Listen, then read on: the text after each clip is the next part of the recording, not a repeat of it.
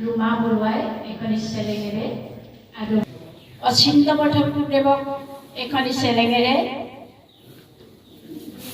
সন্মান। নমস্কাৰ, মই ৰুমা বৰুৱা। আজি মোৰ দ্বিতীয়খন গ্ৰন্থ ছুইজাৰলেণ্ডত এভুমুকি উন্মোচন হৈছে। উন্মোচন কৰিছে শিৱসাগৰ বিশ্ববিদ্যালয়ৰ অৱসৰপ্ৰাপ্ত অধ্যক্ষ শ্ৰীযুত ডক্টৰ প্ৰকাশ কটকীদেৱে। আৰু ইয়াতে এটা অনুষ্টুপীয় অনুষ্ঠান কৰা হৈছে। আৰু মই ছুইজাৰলেণ্ডলৈ গৈছিলোঁ 24 চনতে, মানে 2024ত। কিন্তু মই সেই কিতাপখন লিখি উলিয়াবলৈ প্ৰায় 1.5 বছৰমান সময় লাগিল।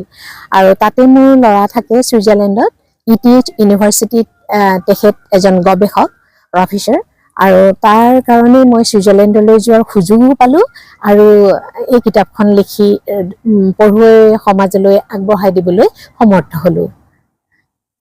আজি শিৱসাগৰৰ এগৰাকী বিশিষ্ট লেখিকা ৰুমা বৰুৱাৰ ভ্ৰমণ কাহিনীমূলক এখন কিতাপ উন্মোচন হয়। এই কিতাপখনৰ নাম ছুইজাৰলেণ্ডৰ এভুমুকি।